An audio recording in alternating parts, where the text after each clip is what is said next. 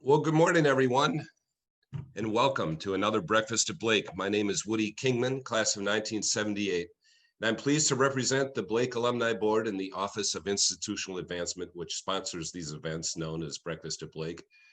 This is our second presentation of the year, following a wonderful virtual breakfast last month with our Young Alumnus of the Year, classically trained violinist and hip-hop artist Rolf Haas, class of 2004. Going forward, it looks like all of our Breakfast at Blake events will be offered online this year. While it's preferable to meet in person, we're not going to let COVID keep us apart, that's for sure. In fact, I'm pleased to announce that the first email I got this morning was my test results. Despite my hoarse voice, little runny nose, cough, I do not have COVID, so I'm moving forward.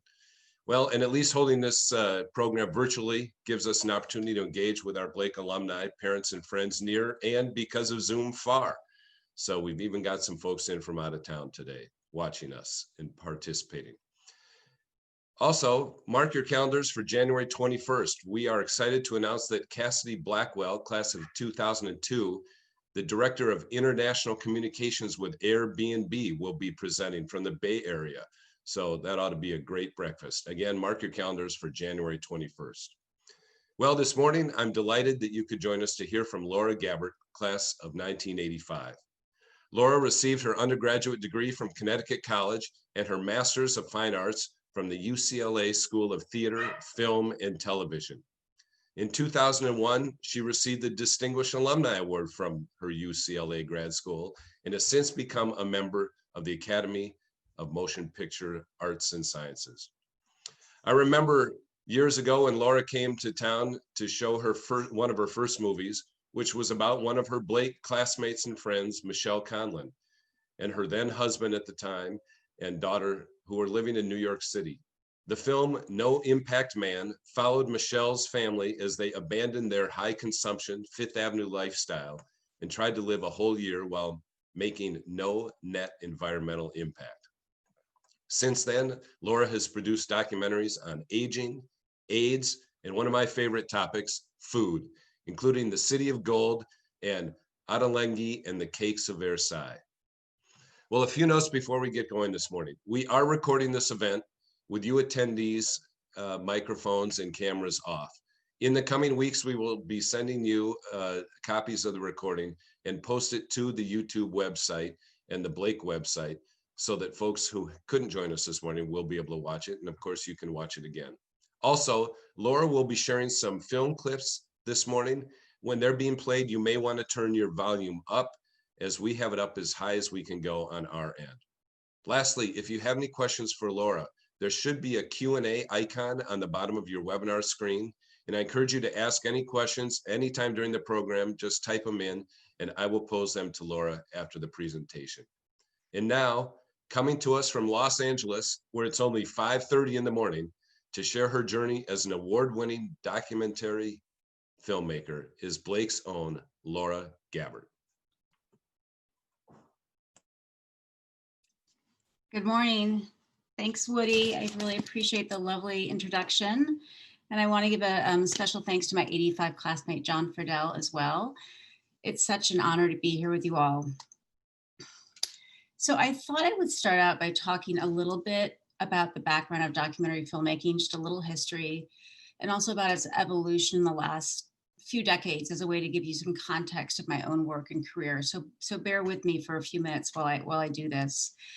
The pioneering documentary filmmaker, John Grierson, first used the term documentary in relation to cinema in his review of Robert Flaherty's Moana, which was published in the New York Sun on February 8th, 1926. In this article, he wrote that the movie had documentary value because it was a visual account of the everyday life of a Polynesian youth. About 20 years later, he wrote, documentary is the branch of film production which goes to the actual and photographs it and edits it and shapes it. It attempts to give form and pattern to the complexity of direct observation. That definition, made in 1946, although quite broad, already contained all the issues which would prove crucial in the realization of documentary films of all periods, and which are still very much in the discussion of documentary today. According to Grierson, the roots of documentary are in what can be called reality. However, he goes on to describe it, and I'm paraphrasing a bit here, a reality is born out of the creativity of the filmmaker who manipulates it through a deliberate process of selection and association to give it a precise meaning. So a bit of history. In the late 1800s, the Lumiere brothers made actualities, 50-second shots of real life in motion, whether public events, everyday scenes, or domestic moments. We might call these the building blocks of documentaries today. I'm a big fan of the way D.A. Pennebaker, who made the movies Primary and The War Room, and the Maisel brothers, best known for Grey Gardens and Gimme Shelter, sought truth when they made their name in the 60s, following subjects around with these new small portable Bolex cameras of the day. They did it by being as unobtrusive as possible, not asking questions, just keeping the camera rolling. And then putting the movie together with no narration, no explanatory text. For them, the truth was wholly in being observant and letting you figure out the context through what you're seeing. Barbara Koppel took it a step further, embedding herself with her subjects for years and turned out 2 Oscar-winning masterpieces about American workers in hard-fought union battles, Harlan County, USA, and American Dream. For her, documentary truth was about sticking around until the story was fully worth telling, whatever the outcome. But sometimes a filmmaker has an agenda about an issue or a topic or a person, and they set out to make exactly that. This is the kind of documentary that's likely to have a phone number or website listed at the end as a way for you to get involved. Errol Morris's technique is to conduct multiple long interviews with subjects he finds fascinating and then film recreated scenes. For Morris, the truth has many sides, and he wants us to not only see all the sides, but question their validity. In one instance, with The Thin Blue Line, his investigation into a murder case freed a man from death row. Ken Burns likes to explore his subjects like a historian would, with photographs, archival footage, and carefully written scripts. For him, the subject, the research, and conveying an expanse of history is everything. But another popular technique is to tell a story only with archival footage, the way last year's Apollo 11 used extraordinary, long unseen footage of that momentous space mission to draw us right back to that time. The film Amy, about the late British soul singer Amy Winehouse, does the same thing. The director used personal movies and paparazzi footage to immerse us in what living her life must have been like. And it's worth remembering that what is considered maybe the greatest documentary about the Holocaust, Claude Lanzmann's Shoah, is 9.5 hours of testimonials and modern day footage with no archival or newsreel footage. Lanzmann wanted the truth to be owned by the survivors who lived it and witnessed it, as if it were still present tense, not past tense. So pick a topic, give it to 5 different documentary filmmakers, and you will not only get 5 different films, you'll get 5 different viewpoints, 5 different sets of facts, 5 different stylistic approaches, and 5 different emotional experiences. When I started working in film in the early 90s, the general public perceived documentary films as educational or informational. This is not to say there weren't groundbreaking, innovative documentaries made in the decades before them. I've just mentioned several, but documentaries are not part of the larger Hollywood system. You could maybe see them on public television, a film festival, or an art house theater. They were not on network TV or at the Cineplex. There are many factors that led to the popularization of documentary films, but one thing is for sure, Robert Redford and the Sundance Film Festival were instrumental in this change. When the Sundance Film Festival began in the early 80s, Hollywood was not making director-driven movies. They were busy churning out Rambo and Indiana Jones sequels. The Sundance Film Festival brought attention to American independent film, and Hollywood began to pay attention. From nearly the beginning of the festival, Sundance also programmed groundbreaking documentaries. A common refrain from attendees of the festival was that the best films they saw at the festival were the documentaries. And about 10 years ago, the philanthropic and NGO communities began to understand how the documentary form could be helpful in advancing social causes. So they began funding these films. And then more recently, of course, the streamers figured how they could monetize documentaries, and in their non-ending appetite for content, began buying and commissioning documentaries and docuseries. So that's a little bit of history. In thinking about how to structure this talk, I thought about the commonalities in my own film because Woody and John asked me to talk a little bit about my career. And I just thought it would be helpful to sort of give you an overview and sort of my thinking on what my films have in common. And the most obvious one is that I think I just have an abiding interest in characters and people. And I know that sounds really simple, but most of my films really tell their stories and explore an issue through a single character or a couple characters. And while I admire documentary filmmakers who travel the globe to capture a war-torn country or the plight of refugees, I've chosen to make films close to home. And I think one of the reasons this has been my approach is that making documentaries has been a way for me to understand where I'm living and make sense of the time in which I'm living. My films aren't about me, but they're very personal expressions of what I care about and what I value. So I'm just going to take you back to the very beginning of my documentary filmmaking career. The first documentary I made was called The Healers of Parnassus, which is about the doctors, nurses, and social workers at an HIV clinic in San Francisco. Before I went to film school in the early 90s, I was living in San Francisco while the AIDS crisis was still raging. This was 5 or 6 years before the wide availability of the protease inhibitor cocktail drugs. That film, an hour-long documentary for PBS, is structurally very simple. It's a sequence of intimate verite scenes shot inside the examination rooms at the clinic between caregiver and patient. I was invested in making the film because it was an opportunity to shine light on the incredible healthcare workers on the front lines of the crisis. But the actual making of the film benefited me because it made me feel closer and more connected to my community in San Francisco. After film school at UCLA in the late 90s, I began making the film Sunset Story. One morning, I was reading the front page of the New York Times on a slow news day. Remember those?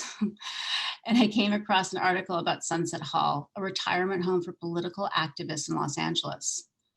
This is a retirement home where the residents were engaged and active in the causes they cared about. And I thought maybe there's a film here. So I set out to make a film about the history of the left from the stories of Sunset Hall residents. But the film ended up being a story about a meaningful friendship between 2 residents of the home, Urja and Lucille. The film received funding from the Corporation of Public Broadcasting and went on to, went on to premiere at the Tribeca Film Festival and air on PBS. My next film, No Impact Man, which Woody mentioned in the introduction, evolved out of my long friendship with Michelle Conlon, a classmate at Blake. We began making this film a year after Inconvenient Truth came out, when many filmmakers were embarking on environmental films. Her husband at the time, Colin Bevan, had just sold a book based on an idea that he and his family would spend a year living in New York City trying to make as little environmental impact as possible.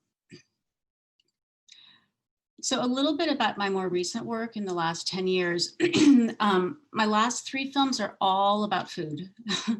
And people ask me, oh, you must love food, you must be a foodie. So, and it's true, I'm an adventurous eater. I do love food like many people do. But what I have to say about it is my films aren't actually about food. I choose food as my subject because it's a conduit that connects people to people and people to culture.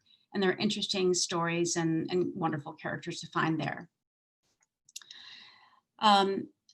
So City of Gold, which is a film I started in 2010, came out of my reluctance about moving to Los Angeles. I moved there to go to film school.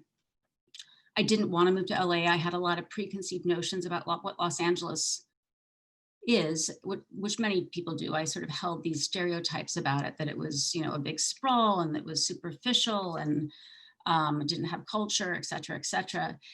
And what happened when I moved to LA is I discovered the writing of Jonathan Gold, who was at the time a food writer at LA Weekly, and then later at the Los Angeles Times.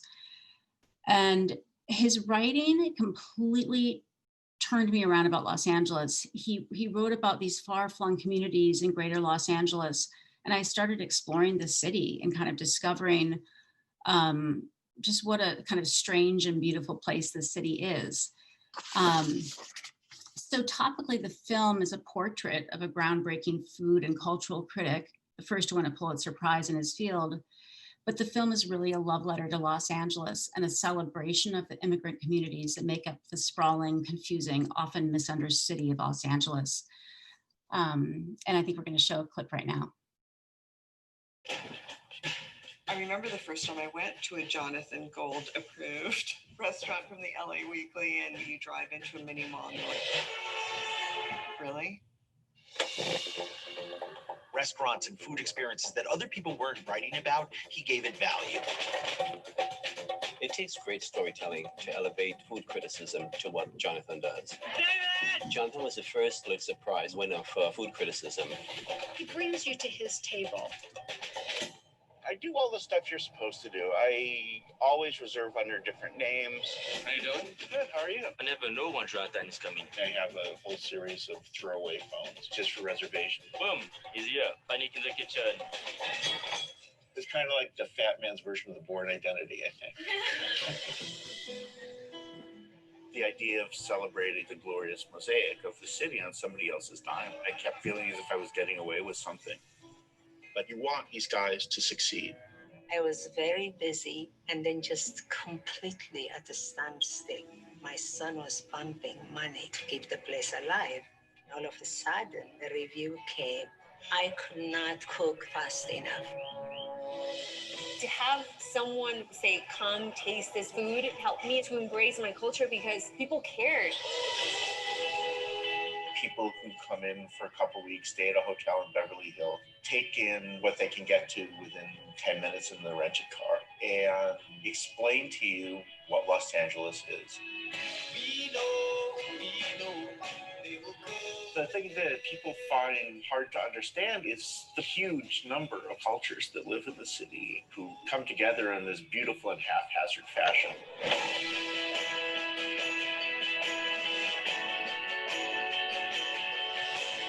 We are all citizens of the world, strangers together.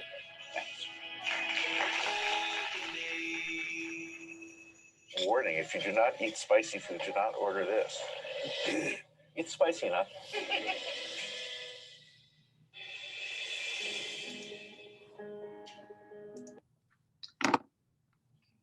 Thanks. Sorry, there's a little stuttering there, but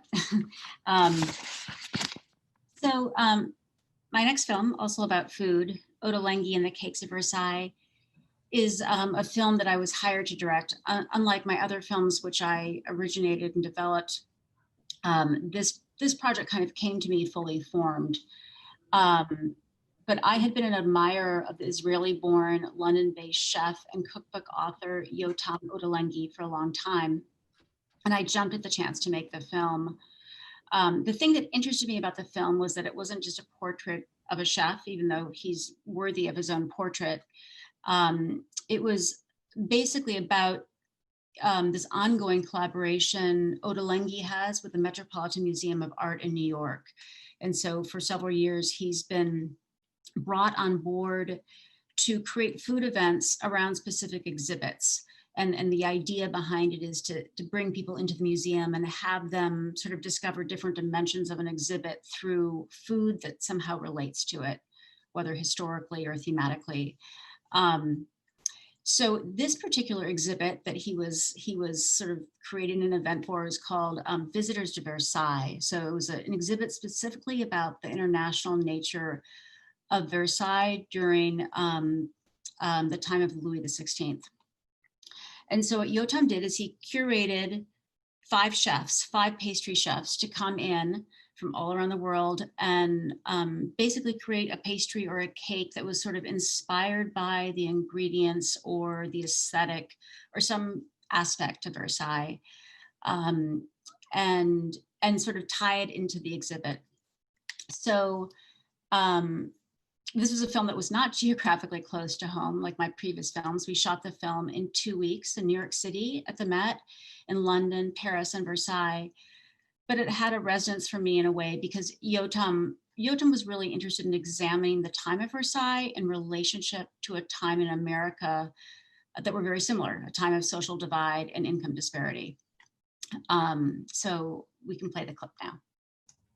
Working kitchens. I started writing recipes. I was looking for the next challenge. I got this email from the Met saying, we'd love you to do an event for us. Cakes inspired by Versailles. Going back a couple of centuries and learning how it all evolved, this is for me. How do we give people a way to understand Versailles? You tell a story through a cake. It's not just a place. To the French people, it's our heritage. In the world of patisserie, you've got people who work in a very abstract way. I was fascinated by it. The pressure's always been to bring something new to the realm of food and drink. It's a big challenge. Of course, these chefs are all professionals and are of the highest caliber imaginable, but they're at the Met. Chefs only have 2 days. Oh my God. Yeah, got it. Some of the pastry chefs are making things that you can't even believe that it's food. Let's get the show on the road. It's incredible pressure. Lots of stuff missing. The machine's bad. There's a swan. We need a swan. You're missing fat. That's why I think it's too much fat. it's my person. I mean, I've been doing this for 30 years. Really requires such focus. This is such a thing of beauty. We've literally worked round the clock to do something that we've never done before. Wow, you never knew that anything edible could look so beautiful. זאת היא gallery technician, תקבל שבץ לב שתראה את הדבר הזה.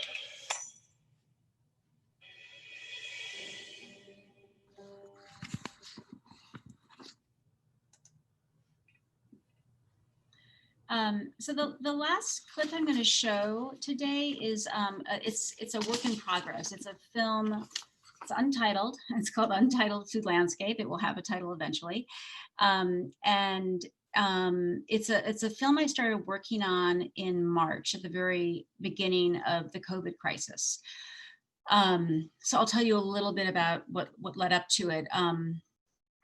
When the pandemic took hold in March, I started to reach out to chefs and restaurant owners in Los Angeles, people I had become close to while making City of Gold, to see how they were faring, because as we all know, restaurants were hit immediately. They were really the canary in the coal mine for small businesses during the pandemic. And I started thinking about, gosh, is there a film to make here right now? But how do you do that? It's COVID, I can't go shoot. A friend, actually the late Jonathan Gold's wife, Laura Gabbert, called me and she said, you should talk to Ruth Reichel. I think she's thinking about working on something similar to you. And I knew Ruth Reichel a little bit, and she had been featured in City of Gold. And for those of you who don't know Ruth,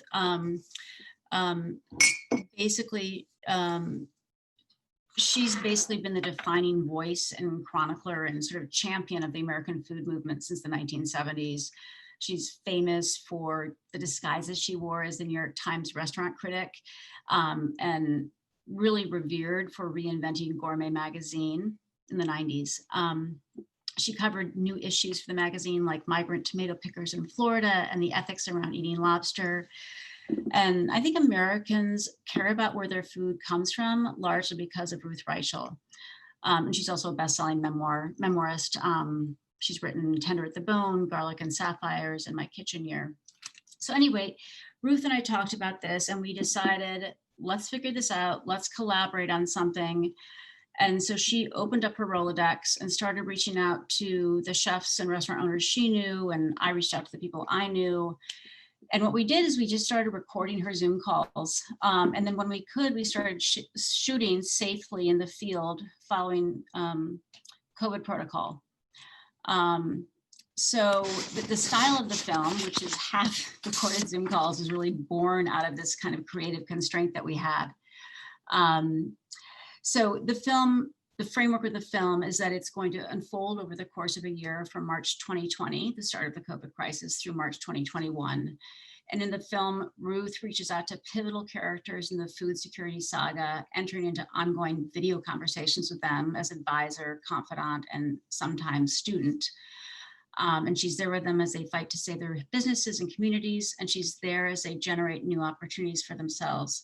So she starts talking to restaurant owners and chefs, and then she starts talking to ranchers and farmers and fishermen and activists. And, you know, and again, this film is not done yet, but we're probably going to continue filming through March or April and then edit for about 9 months. So here is just a short clip from a work in progress.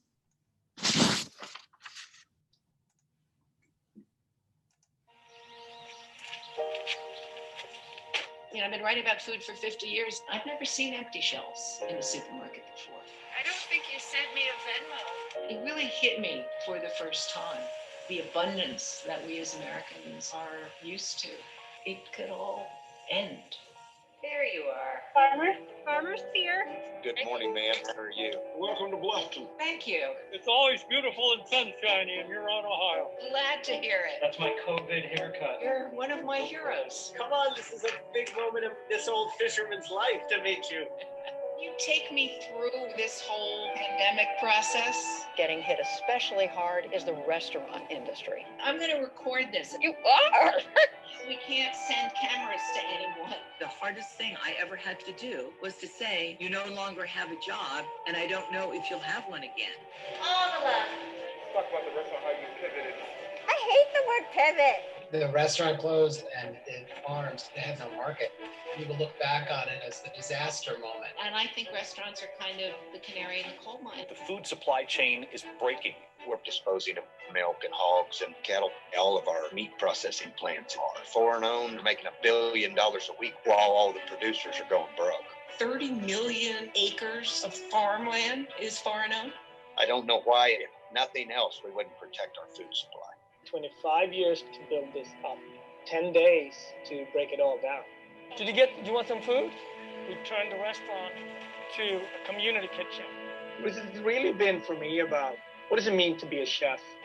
57,000 farmers in New York State, only 139 are Black. There are a ton of our people, unemployed service workers out there fighting for their lives. The entire American food system running on the backs of undocumented immigrants. In America, for $5, you can consume a meal. There's nothing there. We have to have plants that are healthy for us, without chemicals, without genetic modifications. I see the possibility coming out of this. This sustainable, humane food movement, people say, you can't feed the world like that. And my response is, I don't know that I'm supposed to feed the world. I think I'm supposed to feed my community. You actually had to close. We've had 4 people test positive. You know, we all agreed we needed to stop. Maybe the system needs to fail, and people need to recognize what this is about. You know, I am truly terrified about what's coming down the road now.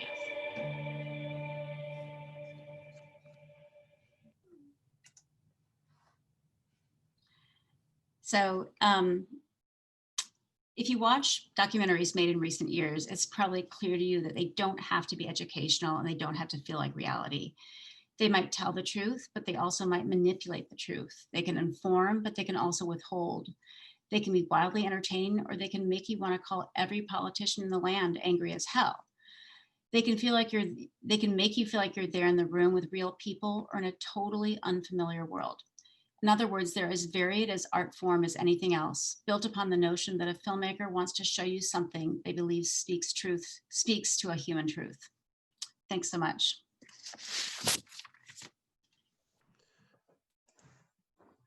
Hey, Laura, that was terrific. Thank you ever so much for sharing that. And I know I speak for everyone that it was really, really neat to see a little bit of a documentary behind the documentaries. A couple of questions have come in, including some from some of your old classmates. And I'm going to try to combine a couple of them with this question. One is from your old tennis teammate, Kate Jackson, who said, she said, I was struck by your comment that you will spend 9 months editing. Is that a typical time frame for editing your documentaries? And how's that process structured? And Laura, let me combine that with another question that came in, and that is, with Versailles, you filmed for 2 weeks and then how long did it take? Was that a 9-month process as well? Or how long did it take to take those 2 weeks and convert them to a film? Yeah, those are great questions. Thanks, Kate. So generally, in documentary, usually the editorial process is quite long. And I should have said this somewhere in my talk, but most of these films take anywhere between 2 years and 5 years to make.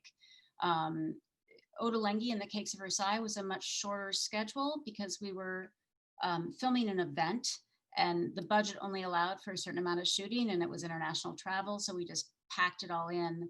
And that film, we probably spent about 7 months editing. A film like City of Gold, I shot over the course of 4 to 5 years and edited on and off throughout. But I think we probably edited, the editorial time in whole probably took 9 to 12 months. Because in documentary, you're usually, the film ratio is such that you're shooting much more footage than you'll ever use. And so it just takes time to cull that footage and find the story. And oftentimes, I mean, this is a bit of a cliche in documentary that the film is made in the editing room, but there is some truth to it that you really are doing the kind of writing and structuring and finding your story in those long months in editorial. So I hope that answers your question. And Laura, do you do much of that editing or do you hire a team to do that for you? I almost always work with an editor. Early on, I would do some of my own editing, but I think it's really important to have an editor. And it's one of the things I actually love most about my job is the collaboration I have with an editor. You really have someone there who hasn't been in the field with you shooting. So they have a different perspective. They have a slightly more objective sort of opinion. To tell you like you're too attached to that shot or that scene, we need to lose that for the benefit of the film. And I love that kind of just discussion and dialectic in the editing room where you're kind of really trying to work out the story and find the story together. Yeah, and editing is so technical now. You know, when I started out, we were literally splicing film and it's, you know, obviously all digital now. And so it's very technical and the people I work with do it day in, day out, and they're fast and really great at it. Gotcha. Couple more here. One is how, and trying to combine a couple of them here. One of them is how do you fund your films? Are they funded in advance, or are some of them, are you taking the risk producing the film and hoping that someone will buy it from you? They've all been slightly different. I just give you a couple examples. So Sunset Story was funded by PBS. So I did some shooting, some editing, applied for basically a funding from PBS and received it. And in exchange, they aired the film. So they got the rights to the film. A film like Ottolenghi basically came to me pretty much funded, and I was just hired as a director. So I was an employee of that production company for that period of time. A film like City of Gold, I actually put in some of my own money in the beginning and got it going, and then got some other investors and donors as I was making it. So would edit for a while and show it and edit some more and show it and slowly raise money. And with the Ruth Reichel COVID impact film, that's something we're currently raising money for. So through equity investors, as well as non-recoupable soft money through grants and donations to the project. So you can kind of split a film into two and take in equity and then also take in, tax deductible donations through a fiscal sponsor with a, 501c3 fiscal sponsor. So they're done all different ways. Each one is different. Got it. How, when you are, again, trying to combine a couple questions here. How do you originate some of these? So some of them are brought to you, like Ottolenghi, you said, but how about when you see a topic like City of Gold, how do you originate it? Do you go out to Jonathan and say, hey, let me do a film on you? And how did he react if that was how it was done? And how did he react to your first pitch? With Jonathan's an interesting story because it was when my kids were still kind of an elementary age, and I really wanted to be in LA. I didn't want to travel for work. And one of the reasons I wanted to make that film is it kept me in LA. I knew I could go out and shoot and still pick my kids up from school. And he was actually a father at my kid's school. But I had, admired him for years. I was like a huge fan. And I just approached him and I said, will you have coffee with me? I'm a documentary filmmaker. He'd actually seen my film, Sunset Story. So he was a little bit familiar with my work, and he said no to me for about 6 months. Yeah. But he kept going out for coffee. And he would say, it's going to be boring. I'm not going to let you film me reviewing restaurants, because at that point he was still an anonymous critic. He said, I'm not going to give you any drama. It's going to be completely boring. And I finally convinced him that the film was going to be much more about the city of Los Angeles through his eyes than really a profile of him, which it actually ended up being. And he liked that idea. But that took a lot of wooing, let's say. But he finally got on board, so. Awesome. Well, this whole Blake community is large and all over. And you mentioned that he was the father of one of your kids' classmates. And in fact, we had the father of one of our kids at Breakfast at Blake as well. And you showed him for a split second. Andrew Zimmern was another presenter years ago at Breakfast at Blake. Exactly. So, Andrew's wonderful. Yeah, what goes around comes around. Is kind of fun in this community of ours. Okay, so here's one. If you could produce a documentary on anybody or anything, who or what would it be? That's really, that's interesting. Oh, okay, so I'll give you my answer, but it's not possible because someone else has been hired to do it. Prince. Oh, wow. Yeah, that would be great, wouldn't it? Someone's already making that film right now. So, but yeah, that was kind of my dream for a few years. Gotcha. Okay, so one that someone hasn't already snabbed. What would you do? Oh my goodness. I think that I don't even really know. I mean, I have other ideas of. I would love to make a music documentary, just because I've done a lot of food documentaries, and this person is not, super, not like Prince famous, but Randy Newman is a really obviously amazing singer-songwriter, and he's kind of known for big popular songs, but he's really a songwriter. He's also another Los Angeles person who writes songs about LA. So I've had a bit of a dream to make a film about him. And I was actually in talks with his agent shortly before COVID. But everything kind of changed then. Gotcha. So. Well, track down his kids at school and maybe you'll get it. Yes. Good enough. So a couple of questions revolving around how you manage your time and all, and how you manage to do this. Filmmaking is not a 9-to-5 job. No. Mike Shogren points out, and says it's 24/7. How did you manage it, this business with your family and raising a family? And also, how has it changed because of COVID? How are you coping, and how are you making films in the COVID world? Yeah, so, I mean, I think that, because filmmaking is kind of project by project, but you always have projects in development. So I usually have a few things that I'm developing, because not everything will find financing or take off. But I definitely have slow periods and really busy periods. And, it's not, it is full on when it's full on, but I also have times away from it too. So it's just a balancing act, and I think my kids are used to me being off and shooting. But again, one of the reasons I think I've chosen projects close to home is that I don't want to be away for a month on a shoot, right? I have done, more recently, I've done things where I've traveled a lot more, but when my kids were young, I really chose to sort of pick projects that kept me, nearby. I'm sorry, the second question? How has COVID impacted your ability to make film? Initially, everything really did shut down, which is why Ruth Reichel and I just sort of took to Zoom and started recording things on Zoom. But there's pretty strict COVID protocol for film production right now. In documentary, it's very, very different than fiction films where you have a crew of 100 people.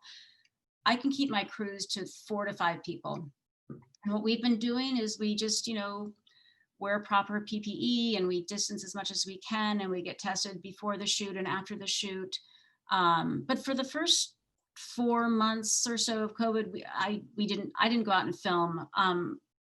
My cinematographer, the person I use a lot, Jerry Henry, super talented individual, he would go out by himself and run camera and sound, and he would just shoot at a safe distance. So some of those early shots in that reel, he's pretty far away. They aren't super intimate, kind of close scenes. But I think now we're getting more comfortable, and I think we're just being really careful. And I think we've all learned that masks, social distancing, washing hands, it makes it fairly safe. It works. Yep. So question from a young, recent grad, class of 2012, an aspiring documentarian, asks, how do you feel that your master's affected your career? Was it beneficial in getting started or being successful, or do you recommend just getting out there and trying to make something? That's a great question. I'm sort of torn about that. I mean, I really loved my my education at UCLA. However, I feel like I learned much more by just working in the field and making things. The thing that I really loved about going to film schools, I feel like I got that kind of critical education where, I took a lot of critical studies class and learned a lot about the history of film. And, it's helpful. It informs the way you look at films and the way you think about making films. I think it can be really good. I think it depends, and it depends about what you want to do within your field. But nothing replaces just working for other filmmakers or going out and trying to make your first film. That's when you really learn the most, I think. And another aspiring, I think this is an aspiring filmmaker, asks a question, how would you find a job in, Hollywood / LA right now? I think they might be asking for your email, but I'm not going to. They can contact me, it's no problem. There's lots of interesting organizations and ways to find jobs. There's lots of websites. There's, if you're looking for documentary, there's an organization called International Documentary Association. There's an organization called Film Independent in Los Angeles, and they have job listings. There's an organization called DocuLink. So there are, it's actually a fairly small community of documentary filmmakers, and once you sort of tap into some of those lists and people, it's not too hard, and that person can contact me. It's fine. Okay, we'll pass on your email.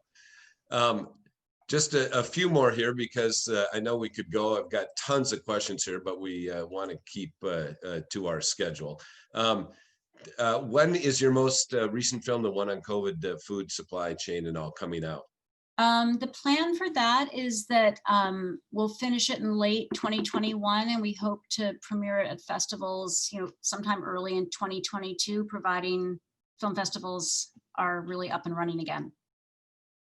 Speaking of film festival, Robert Redford is getting older. Is Sundance still a force in the industry? And is Robert Redford still a force as himself? I mean, he's quite elderly now, but I think he is a force. I mean, it really was his vision just to start this film festival, and it launched the careers of so many different people. But yeah, Sundance is still very much a force. I mean, it's grown, and they have international sections, and obviously documentary sections and Native American sections. Plus they run all of these labs all year where they bring in screenwriters and directors, composers, editors, and do very specific labs with people in the field to really nurture new talent. It's very much a force, for sure. That's great. I have to point out that one of his movies was directed by George Roy Hill, which was a Blake class of 1939. So yeah, exactly. Of course, Academy Award winning director. So here's one, Modern World again. How has Netflix and some of these other new companies changed the film industry? How has it changed the documentary industry? Does it create opportunity, or is it are all of the powers being channeled somewhere that makes it difficult? That's a really complex question. I think it's both. I mean, I talked about this a little bit in my talk, but just for a second. I mean, in some ways the streamers have been great. There's just more avenues for getting your film out there. So there's more buyers and there's more work commissioned. And I've done some episodic work. So I've been hired by Netflix to direct episodes of Ugly Delicious, which is a food show, that kind of thing. So in some ways that's great, right? There's just more jobs to be had. I do think that it's sort of, in some ways though, they have so much buying power and it sort of squelched a lot of smaller independent companies that used to pick up kind of more interesting films. So it's a mixed bag for sure. Gotcha. So what's it like to be a part of the Academy of Motion Pictures and choosing who's going to get the gold statues? It's fun. It's an honor for sure. But you watch a lot of films. They give you lists. They divide up the films and give you lists of things you're required to see. So I watch films in the documentary division as well as the Best Picture category. But it's a thrill. It's an amazing community, and I've only been in it for a couple of years, so it's still kind of a new experience for me. But and they have amazing kind of educational programs and screenings during non-COVID times. So I've really enjoyed it. Yeah, it's great. Terrific. So time for one last question here, and we've been talking about film. What do you do in LA outside of making films? What's the favorite part of living in LA, and what do you do in your spare time? There's amazing hiking in Los Angeles. There's like just incredible hikes nearby. So I do a lot of that. And, there's amazing culture here too. So again, during non-pandemic times, I mean, there's wonderful restaurants and music and, incredible museums. I try to do as much of that as I can when I can. So it sounds like someone who didn't want to move to LA likes the place and is probably going to stay there for a while. Yeah, it's kind of home. I really went from being very skeptical to really loving it. So. Well, Minnesota and Blake are still very much your home too, and we look forward to having you come back and visit. And this is just great that you could join us this morning. Thank you ever so much. Really appreciate it. Woody, I really appreciate it. It's an honor to be here. Thank you so much. Really fun, and you've had a terrific career. We look forward to seeing the new movie and more to come. So it'll be great. And just a reminder to all of you in the community here that again, mark your calendars for January 21 when we're going to have Cassidy Blackwell from Airbnb. That is got to be an amazing story, just like Laura's. It has changed dramatically in this COVID world. So it'll be neat. In the meantime, have a wonderful Thanksgiving and holiday season. There's hopefully we'll have a few holiday events. We'll keep you posted through emails and all from your friends here at Blake. Again, many thanks to you, Laura, and much best wishes for continued success. Okay, good. Great. Take care. Thanks, everyone.